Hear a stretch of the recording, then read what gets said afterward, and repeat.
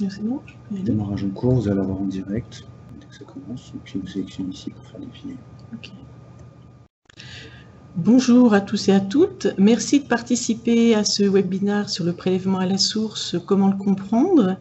Je suis Chantal Dunois, intervenante d'EMOS. Dans ce webinaire, nous allons parler successivement du prélèvement à la source vu du point de vue des salariés, puis vu du point de vue des services paye, c'est-à-dire des employeurs. Je vous propose pour ce webinaire de vous faire une petite introduction pour vous rappeler le contexte de cette réforme, recaler un petit peu les différents éléments. Donc, dans le cadre du prélèvement à la source, ce qu'il faut bien avoir en tête, c'est que le prélèvement à la source ne va pas modifier les modes de calcul habituels de l'impôt sur le revenu, puisqu'on va avoir donc toujours, à un moment donné dans l'année, le calcul de notre impôt sur le revenu. Donc, on ne va pas toucher à ce système français fiscal qui est un petit peu particulier puisqu'on a une imposition sur le revenu progressive qui prend en compte la situation familiale des différents contribuables ou du foyer fiscal. Donc, on va aussi toujours avoir les éléments sur les crédits d'impôt, sur toutes les réductions d'impôt. Donc la complexité avec ce qu'on appelle communément toutes les niches fiscales existe toujours. Et ce qu'il faut bien avoir en tête concernant cette réforme, c'est que le prélèvement à la source ne va pas, excusez-moi, toucher l'ensemble des revenus, puisque un certain nombre de revenus ont été exclus du domaine du prélèvement à la source. Donc, cette mesure du prélèvement à la source, ce n'est pas une nouvelle mesure de calcul de l'impôt sur le revenu, c'est une nouvelle façon de collecter l'impôt sur le revenu, puisque le prélèvement à la source va se faire de deux façons. Il va se faire en fonction soit donc d'une retenue à la source, soit sous forme d'un acompte qui sera mensuel ou trimestriel. Je vais vous expliquer ces différents éléments par la suite. Donc, le prélèvement à la source, l'objectif de notre réforme, c'est laquelle? C'est de rendre l'impôt contemporain, donc des revenus perçus. Le principe, on va payer son impôt en 2019, impôt sur le revenu, sur les revenus de 2019. Donc ça, c'est la règle qui est affichée. On va voir que ce n'est pas complètement vrai dans ce que je vais vous présenter par la suite, puisque comme certains revenus vont échapper, ne rentrent pas dans le domaine du prélèvement à la source, forcément, il y aura en 2020 une régularisation d'impôt sur le revenu, donc soit un complément à verser, soit vous aurez donc un trop versé et l'administration fiscale vous remboursera comme les autres années. Le PAS, donc, pour le contribuable, si on regarde cet aspect-là. Donc, pour le contribuable, au niveau du PAS, le contribuable va continuer, donc tous les contribuables vont continuer à déposer une déclaration sur le revenu. À ce niveau-là, je vous présente là un schéma donc, sur ce qui s'est passé sur 2018.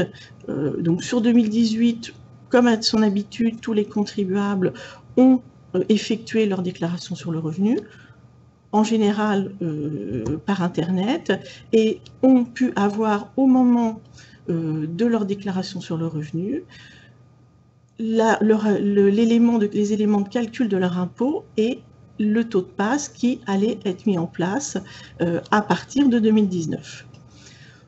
Pour les contribuables, il y a eu en été 2018 l'avis d'imposition qui a été transmis par l'administration fiscale, donc, et le taux de PAS, et jusqu'à la semaine dernière, vous aviez donc possibilité, si vous le souhaitiez, de faire modifier ce taux de PAS, puisqu'on va voir qu'il y a plusieurs taux de prélèvement. La mise en place du prélèvement à la source a posé beaucoup de questions sur est-ce que mon employeur connaîtra mes niveaux de revenus et ainsi de suite. Donc là, il est clair qu'il y a plusieurs possibilités pour les différents contribuables d'adapter les taux. Donc là-dessus, il y a eu un certain nombre de publicités qui a été faite. Donc si on revient sur la détermination du taux de passe, on va être bien d'accord que c'est l'administration fiscale qui va donc calculer ce taux de passe. Ce n'est en rien l'entreprise qui va choisir. On verra les petites exceptions dont on va parler lorsque nous aurons le slide concernant les différents taux. Donc, l'administration fiscale va déterminer donc, le taux de passe et va le communiquer à l'employeur ou aux différents ce qu'on va appeler tiers collecteurs, puisque au niveau du pass, il va y avoir les employeurs qui sont concernés, mais il y aura aussi, par exemple, les organismes de retraite qui vont prélever directement sur les retraites le montant de la retenue à la source. Donc là, on a ces éléments-là. Alors, il y a une question qu'on peut se poser en fonction de mon slide précédent.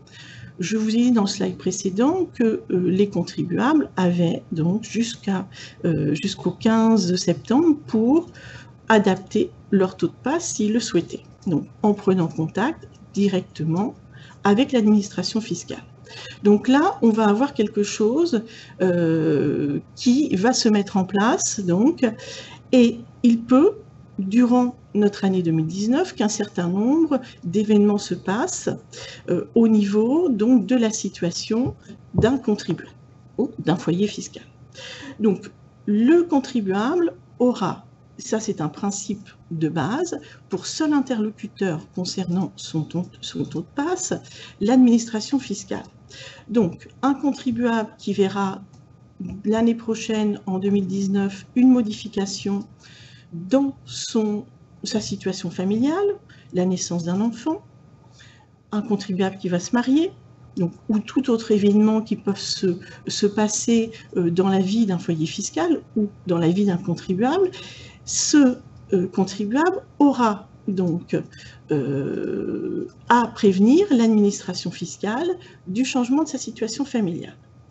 En fonction de ces éléments-là, des informations qui seront transmises, l'administration fiscale recalculera donc à la hausse ou à la baisse le taux de passe si il est nécessaire de le recalculer. Donc ça, c'est un premier élément et il le retransmettra de nouveau à l'entreprise, puisqu'on va voir les modalités de transmission aux entreprises un petit peu plus tard. Donc ça, c'est une possibilité. Après, l'autre possibilité qu'il y a, c'est une possibilité qui existait déjà avant la mise en place du PAS, c'est-à-dire que tout contribuable avait la possibilité de faire moduler le montant de son impôt sur le revenu pour différentes raisons. Donc, et là, il y a toujours cette possibilité de demander une modulation de son impôt sur le revenu, simplement en contactant l'administration fiscale. En général, on le fera par son compte fiscal en ligne et on va demander la modulation de son impôt. Donc ça, ces modalités ne sont pas changées et les contribuables pourront utiliser ces modalités à partir du 2 janvier 2019. Là, on a quelque chose qui est à peu près identique à ce qui existait avant. Alors, pour le calcul du taux de passe, là, le principal élément, et vous allez voir l'incidence par la suite, c'est que dans le calcul du taux de passe, l'administration fiscale ne va pas prendre en compte les réductions et les crédits d'impôt. Donc là, ça va changer, c'est-à-dire que je vais avoir un taux de passe qui ne prend pas en compte certains allègements donc, dont je bénéficie. Alors qu'avant, quand on était mensualisé ou que l'on était en tiers provisionnel, dans les montants appelés par l'administration fiscale, ces différents crédits et réductions étaient déjà pris en compte. Donc là, une petite variante qui va faire évoluer le mode de réflexion et la façon d'aborder ce prélèvement à la source. Donc, on va en reparler. Au niveau donc de notre prélèvement à la source, nos taux. Donc le taux, quand est-ce qu'il va être déterminé? On a vu que là, on allait avoir un premier taux qui a été déterminé en fonction de nos déclarations sur le revenu que nous avons réalisées donc, sur le printemps 2018. On va donc avoir pour chaque contribuable un premier taux de passe qui sera donc utilisé pour les revenus allant du 1er janvier au 31/8/2019. Alors là, on peut se poser une question, pourquoi le 31/8/2019? Pourquoi cette date-là? Puisque à partir de l'été 2019, l'administration fiscale aura eu connaissance avec les déclarations sur le revenu de l'année 2019 concernant les revenus 2018 de ce taux des revenus du contribuable et pourra calculer un nouveau taux. Le nouveau taux, basé sur les revenus 2018, s'appliquera du 1er septembre 2019 au 31/8/2020. Donc, on voit que l'année 2019 est un peu particulière puisque la mise en place du PAS au 1er janvier fait que le taux de PAS va être, pour une partie de l'année, basé sur les revenus 2017 et pour la fin de l'année, basé sur le calcul de l'impôt sur les revenus 2018. Donc là, on a quelques changements de taux. Donc ça veut dire aussi que dans le cadre d'un service paye, d'autant plus, il faudra faire attention sur l'échéance des payes de septembre 2019, hein, donc pour bien vérifier qu'il n'y a pas des éléments qui ne sont pas corrects au niveau des taux de passe. Bon, il faut pas oublier que le taux de passe peut être modifié au fur et à mesure de l'année 2019 en fonction des demandes qui seront faites par les contribuables. Le taux de passe aura une validité. L'administration fiscale a indiqué que le taux de passe avait une validité de 2 mois. Hein, donc là aussi, les taux peuvent évoluer. Donc, ça fait partie des éléments sur lesquels il faudra faire attention. Normalement, tous les éditeurs de paye ont aujourd'hui fait un certain nombre de tests avec donc les retours des SN, hein, les comptes rendus métiers, pour que les choses se passent bien. Et on a encore un petit peu de temps puisque le prélèvement à la source ne démarre que le 1er janvier 2019. Même si le 1er janvier 2019, c'est demain, il nous reste encore 4 mois devant nous. Alors, là, une autre question qu'on se pose dans le cadre du prélèvement à la source, c'est la question de cette année 2019, qui est une année un petit peu particulière. Alors, sur l'année 2019, on va avoir un certain nombre de particularités pour cette année. On a 2 éléments essentiels, puisqu'on va payer en 2019 l'impôt sur les revenus de 2019, mais on va aussi déclarer en 2019 ces impôts, ces revenus de 2018. Donc, et là, on peut se dire, mais attention, est-ce qu'on ne va pas payer la même année 2 années d'impôt? Alors, pour éviter cela, on a mis en place un élément donc, qui s'appelle un crédit d'impôt de modernisation du recouvrement. Donc, le terme c'est CIMR, hein, donc au niveau pour éviter cette double imposition. Alors, je vous propose qu'on regarde le schéma suivant, donc, pour que vous puissiez voir un petit peu comment se passe justement cette partie de déclaration d'impôt sur le revenu pour l'année 2019. Donc, on est bien d'accord, si je prends sur mon année 2019, 1er janvier, 31 décembre, on va avoir donc nos revenus 2019 qui sont soumis au PAS, hein, donc, hein, soit à la retenue à la source, donc que sont les salaires, les retraites, hein, donc, et puis on va avoir des revenus qui vont être soumis au prélèvement à la source, mais sous forme d'acompte, hein, acompte mensuel ou trimestriel, et c'est l'administration fiscale qui prélèvera sur les comptes des contribuables ces acomptes, et ça, c'est pour les revenus de certains contribuables, par exemple, les gérants majoritaires de SARL, les commerçants artisans qui sont aux bénéfices industriels et commerciaux, et il y a un certain nombre de cas que je ne vais pas tous vous les lister puisque ce n'est pas l'objectif de cette présentation. Donc là, on est d'accord, 2019, je paye mon impôt 2019. Donc ça sous-entend que les salariés vont avoir sur leur bulletin de salaire, durant toute l'année 2019, une information donc sur ce prélèvement à la source avec des sommes qui seront prélevées ou aucun prélèvement si on est dans le cadre de salariés qui sont non imposables.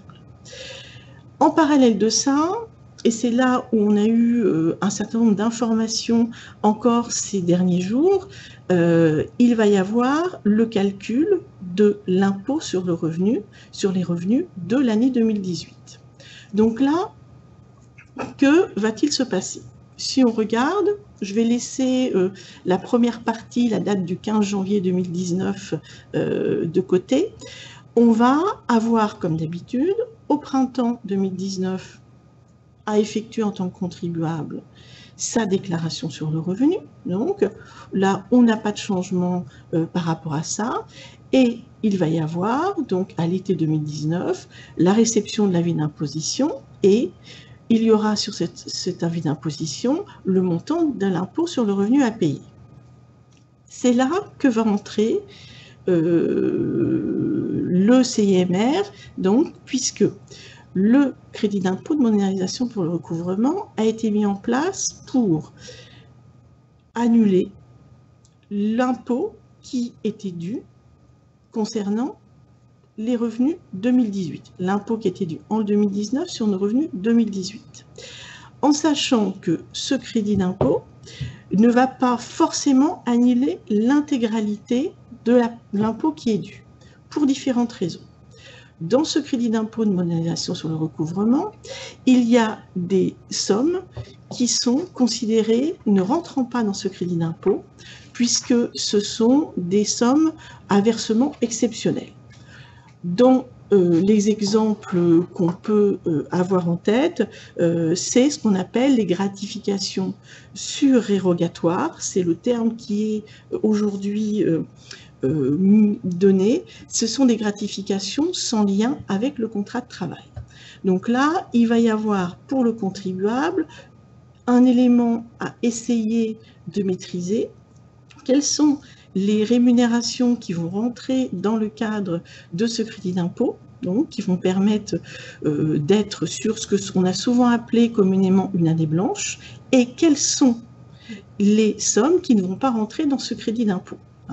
Alors ça, c'est une donnée qui est assez importante, c'est une donnée qui est commentée, qui continue d'être commentée au fur et à mesure des questions.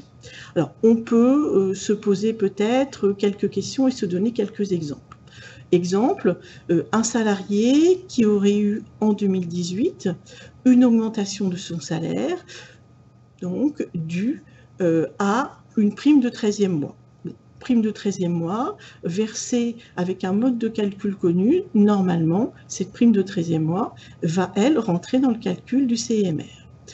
Autre cas, un salarié qui a eu en 2018 des heures supplémentaires. Le principe du CIMR, c'est de voir ce différentiel de revenus entre 2017 et 2018. Donc, le salarié n'a pas eu d'heures supplémentaires en 2017, il en a eu en 2018. On pourrait se poser la question, est-ce que ça va rentrer dans ce crédit d'impôt, donc, ou non? On va avoir le cas des heures supplémentaires. Les heures supplémentaires, les heures complémentaires sont des heures liées à l'exercice du contrat de travail. Elles sont prévues dans le cadre du contrat de travail. Et dans ces cas-là, bien sûr, on ne va pas avoir à payer d'impôt sur le revenu sur ces heures supplémentaires. Elles rentreront dans le cadre du calcul de ce crédit d'impôt. Donc là, on a un certain nombre de conditions donc, qui ont été publiées, qui sont commentées pratiquement, je vais dire tous les jours, pour avoir un certain nombre d'éléments. Autre élément qu'on peut citer, qui se passe dans un certain nombre d'entreprises, il y a des salariés qui ont des comptes épargne-temps, donc, et qui vont monétariser leur compte épargne-temps donc, sur l'année 2018. Bon. là, un premier aspect sur le compte épargne-temps, il y a eu des commentaires qui ont été mis en place pour savoir quel était le montant qui allait pouvoir rentrer dans le crédit d'impôt et le montant du compte épargne-temps monétarisé qui ne rentrerait pas dans le crédit d'impôt. On a en référence 10 jours, c'est-à-dire que le salarié qui aura monétarisé jusqu'à 10 jours de ce compte épargne-temps en 2018 verra donc les sommes rentrer donc dans le crédit d'impôt. Ceux qui auront, par exemple, mobilisé 14 jours, auront 10 jours qui rentreront dans le crédit d'impôt et 4 jours qui seront, eux, soumis à l'impôt sur le revenu. C'est-à-dire que là, on aura, ces salariés auront un impôt à payer donc sur cette partie de revenus supplémentaires, puisqu'on est bien dans le cas du revenu supplémentaire pour avoir cet impôt. Donc là, sur le CMR, je pense que je vous ai donné un certain nombre d'exemples, en sachant que la référence au niveau de ce crédit d'impôt, même si ce n'est pas toujours un élément très intéressant à lire, on va dire, parce qu'il faut se mettre dedans, vous avez le BOFIP qui reprend tous les cas concernant ces crédits d'impôt. Donc ce crédit d'impôt, un élément qui peut amener que certains contribuables soient vraiment sur une année blanche. Alors, les petits points supplémentaires, c'est que à compter de juillet 2019, bien sûr, on aura pour les contribuables, comme c'est se passait avant, une restitution des réductions et des crédits d'impôt. Donc là, un élément particulier. Alors, là, on va revenir sur le début de ce slide, puisque il y a eu un grand débat, il y a eu énormément de discussions. On a eu des annonces là début septembre faites lors de la confirmation de la mise en place du prélèvement à la source, par lequel il y allait y avoir un versement donc des crédits d'impôt au début janvier, à partir du 15 janvier 2019. Alors là, il faut bien voir ce que ça va concerner. À la base, le texte annonçait 30% de certains crédits d'impôt, qui étaient les crédits d'impôt pour garde d'enfants, donc de moins de 6 ans, étaient sur ces éléments-là. Là, le texte a été élargi pour prendre en compte un élément qui est lié à la détermination du taux. Je vous ai indiqué dans un slide précédent, vous présentant le calcul du taux, que dans le calcul du taux, on ne prenait pas en compte tout ce qui était crédit d'impôt et réduction d'impôt. Donc, pour éviter que les contribuables ne fassent une avance au niveau de leur montant d'impôt, il va être versé aux contribuables 60% de ces crédits d'impôt. Alors, dans les crédits d'impôt, on retrouve les crédits d'impôt, on va dire, liés au service à la personne. Je vais les qualifier comme ça pour ne pas en faire une liste. On va retrouver normalement les dons aux associations, les dons donc aux syndicats. On va retrouver aussi un certain nombre de crédits d'impôt ou de réduction d'impôt qui sont liés aux investissements immobiliers, avec toutes les lois qui existent dans l'immobilier. Mais avec une particularité, la particularité est la suivante, c'est qu'on va avoir donc un montant qui va être versé, mais qui va être versé à partir de quel élément, de quelle somme, par rapport au crédit d'impôt ou réduction d'impôt que l'administration fiscale connaît. Et en janvier 2019, les seuls crédits d'impôt et réductions d'impôt que l'administration fiscale va connaître, eh bien, ce sont les crédits et réductions d'impôt de 2017. Donc là, on se met dans une sacrée gymnastique d'esprit. On va me verser 60% des crédits d'impôt et réductions d'impôt auxquels j'ai eu le droit en 2017.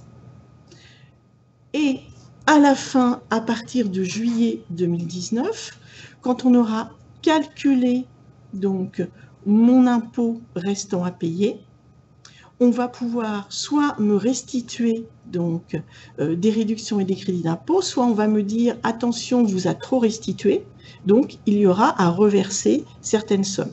Alors là, c'est le point sur lequel il faut faire un petit peu attention, parce que là, les contribuables vont devoir raisonner en fonction de leur situation propre.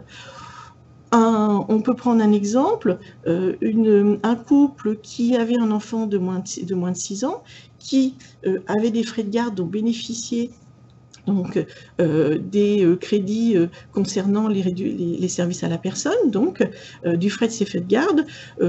L'enfant donc a grandi, a été scolarisé, on va dire dès début, pour simplifier mon exemple, dès le début 2018, commence en cours d'année scolaire, hein, ce n'est pas grave pour mon exemple. Et bien là, comme les crédits d'impôt qui seront versés seront calculés sur l'année précédente, s'il n'y a pas de nouveaux frais ouvrant droit à crédit d'impôt, les contribuables auront à reverser, donc, soit totalement, soit partiellement, ça dépendra des moulinages, des sommes qu'on aura versées en début d'année. Donc là, on va être sur quelque chose qui est particulier, en sachant que le taux de 60%, c'est la dernière annonce qui a été faite. Ce taux doit bien sûr être pris dans la loi de financement, donc la loi de finances rectificative qui sera finalisée pour la fin de l'année. Donc ça, on est sur ces éléments-là, sur notre prélèvement. Alors, sur le taux de passe, nos différents taux que l'on va avoir et qui seront soumis par l'administration fiscale. Alors là, vous en avez entendu parler des différents taux. Le premier taux, c'est ce fameux taux de droit commun, le taux du foyer fiscal. Donc, sur ce taux de droit commun, il peut y avoir un choix donc, fait par les couples de demander une individualisation de leur taux, donc un taux pour monsieur, un taux pour madame, pour éviter que l'employeur ait une vision, donc, parce que c'est un peu le souci des différents contribuables sur les revenus du foyer. Donc ça, c'est le premier taux. Deuxième taux, c'est le taux nul. Donc, ce taux de passe est fixé à 0. Alors là, ça ne va s'appliquer que pour certains contribuables, puisque ce taux nul, ça va être pour des contribuables qui n'ont pas été imposables en général, donc les 2 années précédentes, et dont le revenu fiscal par part de quotient familial est inférieur à 25 000 €. Donc là, on a des règles qui sont fixées sur ce taux nul, sur ce taux 0. C'est-à-dire que si on se remet dans une projection bulletin de salaire, certains contribuables vont avoir un taux 0, donc n'auront aucun prélèvement à la source sur leur bulletin de salaire. Le dernier taux, le taux neutre par défaut, donc, c'est le taux que les entreprises vont devoir utiliser en l'absence de taux donné par l'administration fiscale. Donc, c'est-à-dire que l'entreprise n'aura pas de taux à sa disposition. Là, pour ce taux neutre, il a été publié une grille, je veux même dire 3 grilles, puisqu'on a des grilles en fonction de la zone de résidence du contribuable. Il y a des grilles pour la métropole et 2 grilles différentes pour les différents départements d'outre-mer. Donc, ces grilles seront à utiliser tant qu'on n'a pas d'information en tant qu'employeur concernant le taux de passe du contribuable, c'est-à-dire du salarié. Donc ce taux neutre, on va le retrouver dans certains cas. On va le retrouver par exemple dans le cas d'une embauche. On embauche un salarié, on n'a pas de taux. Dans ces cas-là, on se reporte à ce taux neutre, ou possibilité, à partir du moment où le contrat de travail va être signé, de faire appel donc, à la base de données Topaz, gérée par l'administration fiscale, où là, les entreprises pourront obtenir des taux réactifs concernant le contribuable. Donc là, des possibilités. Les autres cas, on va retrouver des taux neutres Par exemple, c'est un jeune qui commence son premier emploi, donc qui n'a jamais eu de déclaration sur le revenu. Là, en général, il n'y aura pas, bien sûr, de taux, et là, on sera sur des cas de taux neutre.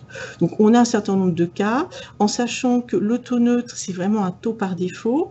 Il n'est utilisé par l'entreprise uniquement et seulement que quand l'entreprise n'a pas d'information sur le taux à appliquer pour le salarié. Donc là, on est sur quelque chose d'assez particulier dans notre taux à faire figurer sur le bulletin de salaire. Donc c'est aussi là où pourrait peut-être y avoir des questions des gens de ne pas comprendre, ben oui, mais je n'ai pas de taux, j'ai jamais fait de déclaration sur le revenu, pourquoi est-ce qu'on fait un prélèvement sur mon bulletin de salaire, donc une retenue à la source sur mon bulletin de salaire.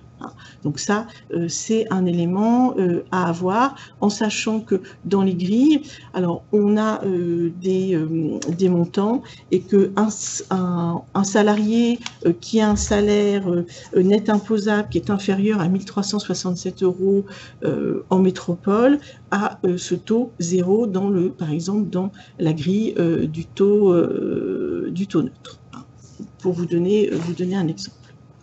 Donc là, le PAS avec ses différents taux, donc ça veut dire que l'entreprise va avoir de l'information pour mettre en place sur le bulletin de salaire le PAS, donc, ou n'aura pas d'information, donc va devoir se référer à ces taux neutres. Alors, que va-t-il se passer maintenant pour l'entreprise? Parce qu'aujourd'hui, dans les services paye, dans les services RH, il y a un certain degré, on va dire, de questionnement et des fois d'inquiétude sur la mise en place de ce PAS, sur le travail supplémentaire que cela va générer. Au niveau du PAS, on peut assimiler le PAS, pour simplifier sa présentation, à une ligne de cotisation supplémentaire. Donc, si on l'a bien anticipé, si on a bien travaillé avec son éditeur de logiciel de paye, ou si c'est un logiciel interne maison qui est utilisé, il ne devrait pas y avoir de nombreuses problématiques d'utilisation dans la mise en place du PAS. Donc ça, c'est un élément sur lequel il faut aussi se rassurer lors des premiers mois où le PAS va apparaître sur les bulletins de salaire. Bon, ça devrait correctement se passer. Alors, au niveau de l'entreprise, on va bien être d'accord, l'entreprise, elle doit automatiquement, s'il y a une retenue à faire, donc sur les rémunérations imposables, elle doit faire cette retenue à la source. Donc ça, c'est une obligation qu'a l'entreprise. Si l'entreprise ne respectait pas cette obligation, il y a un certain nombre de mesures donc coercitives qui peuvent être mises en place pour les entreprises qui se diraient « moi ça m'embête, je ne fais pas cette retenue à la source ».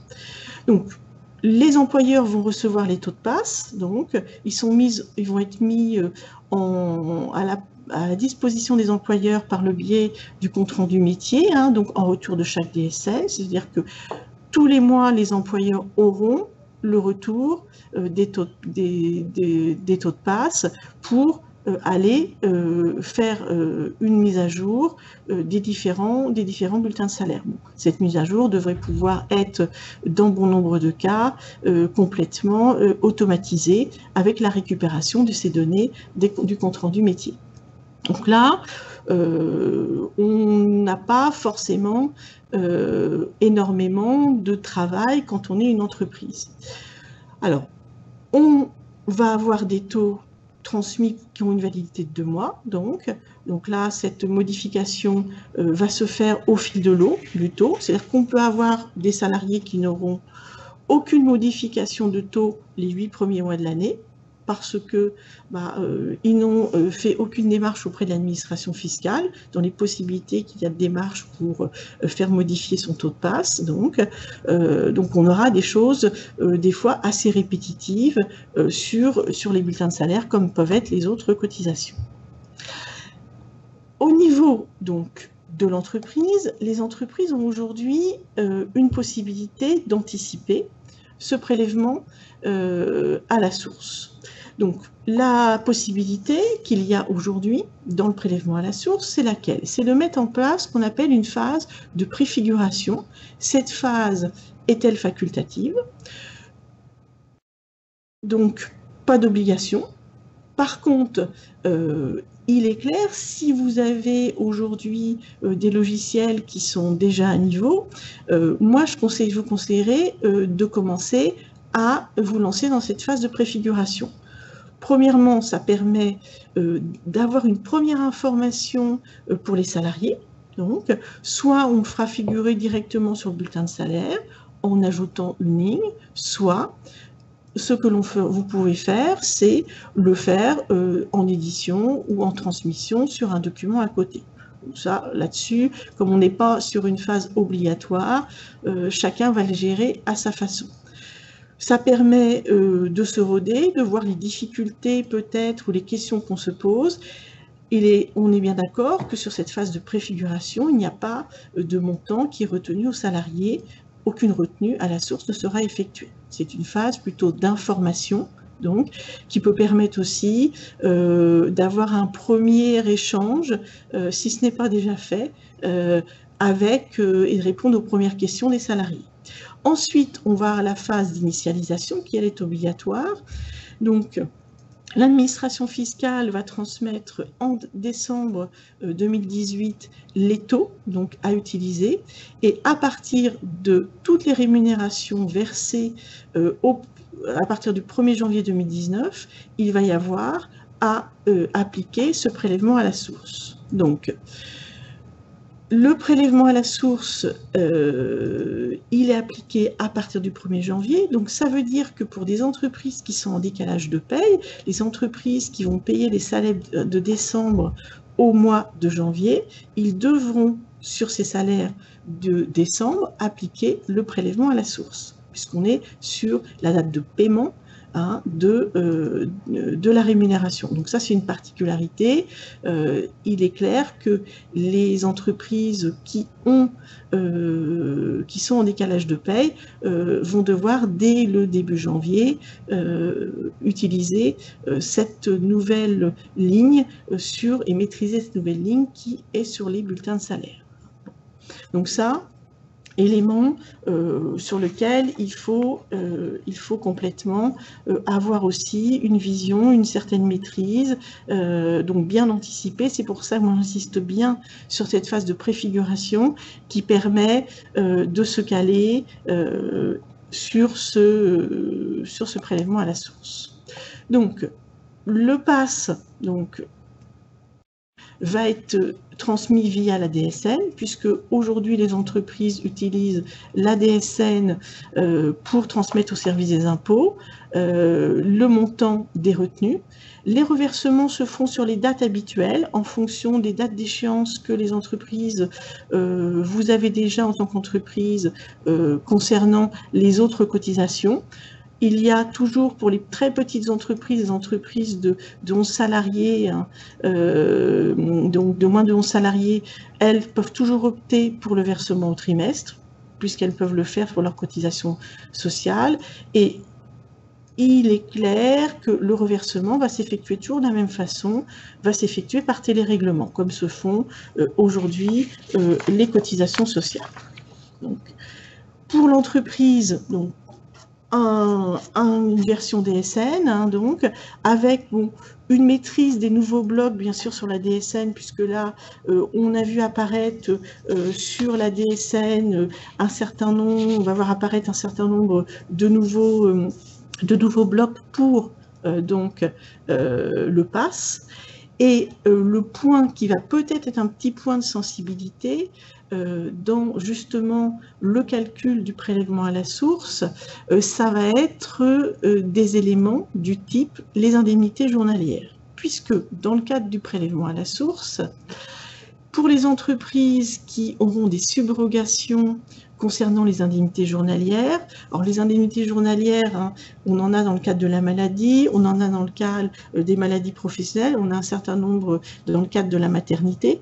Il va y avoir à la charge de l'entreprise de prélever le prélèvement à la source sur ces indemnités journalières, avec une spécificité pour les indemnités journalières concernant la maladie non professionnelle, puisque là, l'entreprise ne fera un prélèvement à la source que pendant les 60 premiers jours de l'arrêt de travail. Et l'entreprise n'est amenée à calculer le PAS sur ces indemnités journalières uniquement si elle est subrogée. Donc là, c'est là, il va y avoir peut-être un petit peu de questionnement, un petit peu de calage. On a en général dans les services paye la Bible de paye. Moi, j'ai souvent conseillé dans mes dernières formations paye de justement déployer dans la Bible de paye la partie passe, donc, et la partie concernant certains types de calculs qui sont donc assez particuliers sur les indemnités journalières. Puisque là, ça se remettre bien en tête les différents éléments. Donc, on a des petites particularités. Alors, ces particularités vont amener aussi des particularités en DSN parce que, rappel hein, sur les indemnités journalières, l'entreprise va calculer la retenue à la source. Par contre, ça ne doit pas figurer dans le revenu imposable dans la DSN, puisque ce sont les caisses de sécurité sociale qui vont déclarer à l'administration fiscale, excusez-moi du lapsus, donc le montant des indemnités journalières. Donc là, on a quelque chose qui est un peu en grand écart, mais au niveau des services paye, les services paye ont l'habitude de faire le grand écart avec les différents textes. Au niveau du PAS, donc l'employeur sera amené à mettre le PAS donc à partir donc du 1er janvier 2019 sur la nouvelle trame du bulletin de salaire. Alors sur la nouvelle trame du bulletin de salaire, il y a des éléments qui ont été publiés au mois de mai hein, sur cette nouvelle trame du bulletin de salaire, avec le respect d'un certain nombre d'informations et surtout le respect d'un élément qui est particulier, c'est la taille de caractère à utiliser, puisqu'on nous dit que la taille de caractère concernant les informations sur le prélèvement à la source doit être au minimum de 1,5 fois la taille des caractères utilisés pour les autres lignes du bulletin de salaire. Donc là, pour bien mettre en avant ce prélèvement à la source. Dernier élément, et ça on en a souvent parlé, comme les entreprises vont recevoir de l'information pour pouvoir mettre en place dans la phase de préfiguration des informations sur les taux, il est mis en place le respect d'un secret professionnel. Ça a été rappelé puisque là on a mis un certain nombre de sanctions à la clé s'il y a non-respect de cette partie secret professionnel. Pour moi, toujours ma vision, c'est que dans les services paye, le secret professionnel, c'était déjà dans le métier, dans les règles en déontologie du métier. Je ne vois pas pourquoi, quand le prélèvement à la source arrive, on va aller communiquer sur les taux des uns et des autres. Donc voilà ma remarque, en sachant que par contre les sanctions peuvent être assez lourdes pour les entreprises et on a l'apparition d'un certain nombre de sanctions pour défaut de versement de PAS, pour défaut d'application du PAS, pour non-respect du secret professionnel, mais aussi pour les erreurs de calcul, ça qui est un petit peu plus questionnant à ce niveau-là. Voilà, j'en ai terminé sur cette présentation. J'espère que ça vous a permis de voir un peu plus clair sur ce prélèvement à la source ou de compléter l'information que vous aviez déjà à ce niveau-là.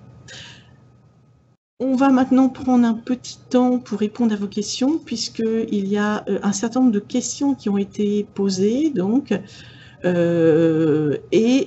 Donc, la première question qu'il y a, c'est sur ce fameux crédit d'impôt de modernisation pour le recouvrement. Alors, j'ai un certain nombre de questions. Alors, la première que l'on me pose, c'est qu'en sera-t-il dans le cas d'un versement d'une prime exceptionnelle par rapport au crédit d'impôt de modernisation sur le recouvrement? Si c'est une prime exceptionnelle, après, il va falloir voir la caractérisation parce que le terme de prime exceptionnelle, il faut toujours faire attention au terme. Hein, donc, elle ne se rentrerait pas donc, dans le crédit d'impôt. Donc, ça serait une prime sur laquelle il y aurait un complément d'impôt sur le revenu à payer. Donc, il ne serait pas neutralisé. Après, il faut voir si le terme, ce que la personne qui a posé la question a mis sous le terme exceptionnel, exactement, hein, par rapport à la caractérisation d'une prime. Si c'est une prime qui n'existe pas dans le cadre du contrat de travail, si c'est une prime qui n'existe pas dans la convention collective ou dans les accords de branche, normalement, elle ne va pas rentrer dans le cadre de ce crédit d'impôt. Hein, donc, ensuite, alors, autre question, il y en a une que je vais passer, je répondrai plutôt par mail parce qu'il faut que j'aille vérifier. C'est un cas très particulier avec les stock options, donc je préfère aller vérifier la réponse et nous la ferons par mail. Hein, donc, par rapport à cette question. Ensuite, existe-t-il une synthèse des éléments pris en compte dans le crédit d'impôt, une synthèse de ce qui est exclu? Alors, c'est ce que je vous disais sur le BOFIP, il y a eu les éléments sont cités, donc avec un certain nombre d'exemples. Après, vous avez bon nombre d'éditeurs concernant tout ce qui est revu sur la paye qui ont fait des listes. Et vous avez l'Ordre des experts comptables qui a fait aussi sur son site une publication sur les sommes qui entrent et celles qui sont exclues du crédit d'impôt de modernisation du recouvrement. Hein. Donc là, des éléments. Alors, petite précision que je n'ai pas fait sur ce crédit d'impôt de modernisation sur le recouvrement. Quand on a un doute sur une somme, pour savoir si elle rentre ou non dans le crédit d'impôt, il existe un système de RICRI qui a été mis en place spécifiquement pour ce crédit d'impôt de modernisation du recouvrement, donc, par lequel soit l'employeur peut questionner l'administration fiscale, donc ça c'est une possibilité, pouvoir répondre correctement peut-être aux questions que se posent les salariés.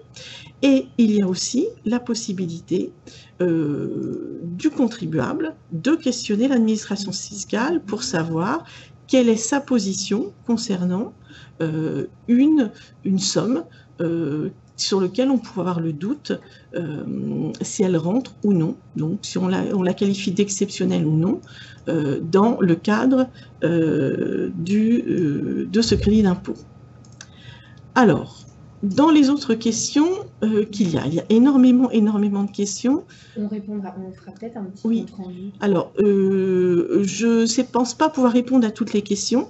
Donc, on fera un petit compte rendu pour répondre au niveau des différentes questions. Alors, des petites questions sur les taux, il y en a quelques-unes sur lesquelles je peux répondre. Au niveau du taux neutre, la transmission du taux neutre, alors, on peut vous transmettre les grilles, mais sauf qu'il faut savoir que les grilles, si vous allez sur le BOFIP, elles sont mises sur le BOFIP, hein, donc ça c'est la première chose. Tous les éditeurs de paye, normalement, dans les logiciels de paye, ont introduit ces fameuses grilles, donc il ne devrait pas y avoir trop de questions, et même sur la façon d'utiliser ces fameuses grilles. Donc là, ça devrait aller. Donc le compte-rendu métier, vous l'avez en retour de DSN. Donc, hein, là, ce sont les éléments. Alors après, dans les questions, qu'est-ce qu'il y avait d'autre comme question? Il y avait une question sur l'avis à tiers détenteur. Voilà. Alors, l'avis interdétenteur, c'est quelque chose de particulier. C'est vrai que le prélèvement à la source, il va falloir faire attention à différents éléments, parce que dans certaines entreprises ont des prélèvements à faire parce qu'elles reçoivent des avis interdétenteurs concernant leurs salariés. Alors, on calcule le prélèvement à la source avant donc tout ce qui est déduction concernant les avis de tiers détenteurs. Moi, j'avais eu une discussion lors d'une formation sur les cas aussi des entreprises qui versent un certain nombre d'acomptes à leurs salariés.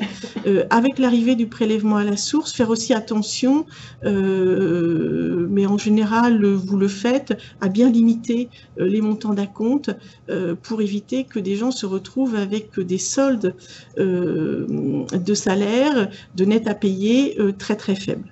Donc ça fait partie des différents éléments. Alors j'essaye donc là de répondre à une partie de vos questions. Donc je ne vais pas forcément tout faire. Donc là, il y a sur la subrogation IJ maladie. Donc alors je vais 60 jours par arrêt. On est sur 60 jours normalement par arrêt, donc par rapport à ça. Ensuite, il y a plein de questions. Je ne vais pas vraiment pouvoir répondre à tout. Je ne m'attendais pas à autant de questions. Donc, alors, pour les salariés, j'ai une question sur laquelle je vais répondre. Pour les salariés sans taux, il faudra nous-mêmes les rajouter à la main dans le logiciel de paye. Alors, normalement, votre logiciel de paye pour les salariés sans taux devrait utiliser le fameux taux, donc qui est celui de la grille, donc le fameux taux neutre. Donc, il devrait le mouliner par lui-même. Bon. Si par défaut votre logiciel ne mettait pas de taux, il va falloir se reporter manuellement à cette fameuse grille, donc, pour véritablement indiquer le bon taux en fonction du net imposable du salarié. Donc, on va avoir ces différents éléments au niveau du prélèvement à la source. Alors, une autre question qui me paraît intéressante, c'est que se passe-t-il si l'entreprise est défaillante, liquidation judiciaire et ne verse pas l'impôt retenu à la source de ses salariés? Alors, les salariés n'ont aucune inquiétude à avoir par rapport à ça, puisque on a élargi le domaine d'intervention de la structure de la garantie des salaires. C'est la structure qui gère la garantie des salaires qui versera dans ces cas-là à l'administration fiscale le prélèvement à la source. Il est normal que les salariés ne soient pas pénalisés s'il y a une entreprise défaillante à ce niveau-là. Donc là, les textes ont été modifiés pour que ça soit donc la garantie des salaires, donc, qui supplée dans ces cas-là, prenne la place de l'employeur. Ensuite, dans les questions, qu'est-ce qu'on que je peux... alors, quand une entreprise externalise sa paye, sur qui pèsera l'erreur de traitement du PAS? Alors là, ça, c'est une bonne question. Moi, je vais vous faire une question qui va vous paraître peut-être un petit peu une impalissade. C'est qu'aujourd'hui, quand on externalise sa paye, qu'il y a des erreurs, c'est toujours l'entreprise qui est contrôlée. Donc, c'est... de travailler avec des structures qui font bien leur travail. Donc, un certain nombre d'entreprises font appel à des structures extérieures. Bon, les structures extérieures, normalement, s'ils sont bien préparés, il devrait normalement y avoir peut-être un petit peu moins de difficultés dans la mise en place du PAS que dans le calcul de certaines cotisations. Ça peut être un élément qui peut rassurer. en sachant que si vous passez par des cabinets comptables, par exemple, pour votre partie salaire, les cabinets comptables savent aussi regarder quand il y a eu des erreurs, le pourquoi il y a eu des erreurs et trouver des solutions pour que les choses se passent bien en cas de contrôle. Alors, dans les questions, énormément, voilà, énormément de questions. Je ne sais pas laquelle je vais sélectionner. Donc, qu'est-ce que à laquelle je peux prendre qui est assez... donc, alors, une question qui est intéressante, c'est comment l'administration va distinguer ce qui peut faire l'objet d'un crédit d'impôt de mobilisation de recouvrement dans le cadre de la monétisation du CET.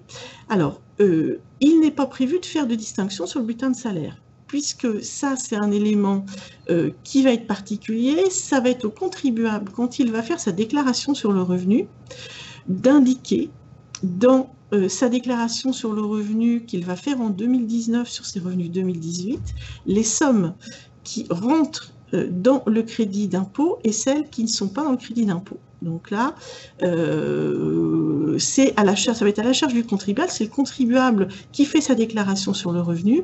L'entreprise ne devrait pas avoir à intervenir par rapport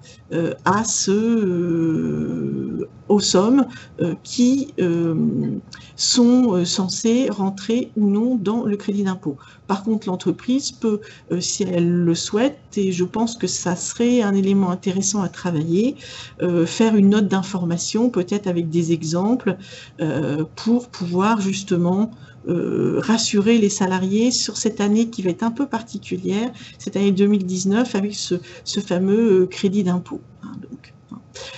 Donc après, j'ai des questions, on va revenir sur lors de l'embauche d'un nouveau salarié, auprès de qui peut-on récupérer son taux d'imposition. Alors, je vais lire la fin de la question. Est-ce à lui de nous le communiquer? Alors là, il faut être clair. L'entreprise n'a pas à demander au salarié son taux de passe. Et surtout, n'a pas à utiliser un taux de passe qui serait donné par le salarié. Le taux de passe que doit utiliser l'entreprise, c'est celui communiqué par l'administration fiscale. S'il n'y a pas de taux de passe communiqué par l'administration fiscale, dans le cas d'une embauche, dans ces cas-là, on fera le premier bulletin de salaire avec le taux de passe déterminé à partir de la grille, donc, qui est à disposition des entreprises, la grille du fameux taux neutre, et aussitôt qu'il y a un retour DSN, si ce salarié a déjà fait une déclaration sur le revenu, l'entreprise aura normalement, dès le deuxième mois de paye, le taux de passe à utiliser pour ce salarié. Donc,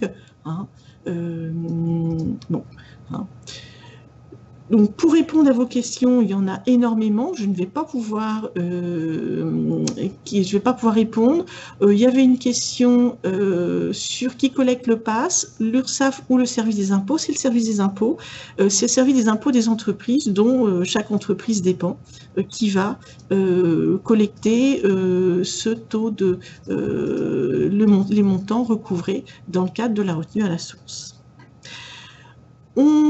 Je vais en arrêter là pour les questions. Nous ferons une petite réponse à vos questions, une réponse synthétique. Donc, je vous rappelle que si vous voulez rentrer encore plus dans le détail sur cette mise en place du prélèvement à la source, nous organisons en octobre une journée de formation sur le prélèvement à la source, dans laquelle nous moulinons un certain nombre d'éléments justement concernant les stagiaires, les apprentis, les contrats de professionnalisation, les IGSS, et qui permet de faire un certain nombre de simulations sur ce prélèvement à la source. Je vous demande de vous reporter sur le site pour avoir le programme complet, et les équipes de démo sont à votre écoute pour répondre à votre question concernant cette journée de formation, qui peut être énormément intéressante pour vous permettre aussi d'échanger sur vos pratiques, sur la façon dont vous anticipez cette mise en place du prélèvement à la source, et aussi aborder comment communiquer avec les salariés, et peut-être une communication, comment travailler avec les ERP pour la mise en place de ce prélèvement à la source. Je vous remercie de votre participation. Donc, on va arrêter maintenant cette présentation. J'espère vraiment avoir apporté un certain nombre de réponses. Donc, je réitère, on va faire une petite foire aux questions pour reprendre vos questions en les synthétisant pour vous faire un certain nombre de réponses. Et moi, je vous conseille vraiment de prendre un temps pour vous former, donc, et avoir vraiment un temps d'adaptation en anticipant ce prélèvement à la source. Je pense que c'est la meilleure solution pour que ça se passe aussi bien pour les services qui vont être amenés à le gérer, quotidiennement, que pour les différents salariés de vos entreprises. Je vous remercie de votre participation et j'espère vous revoir durant notre formation du mois d'octobre.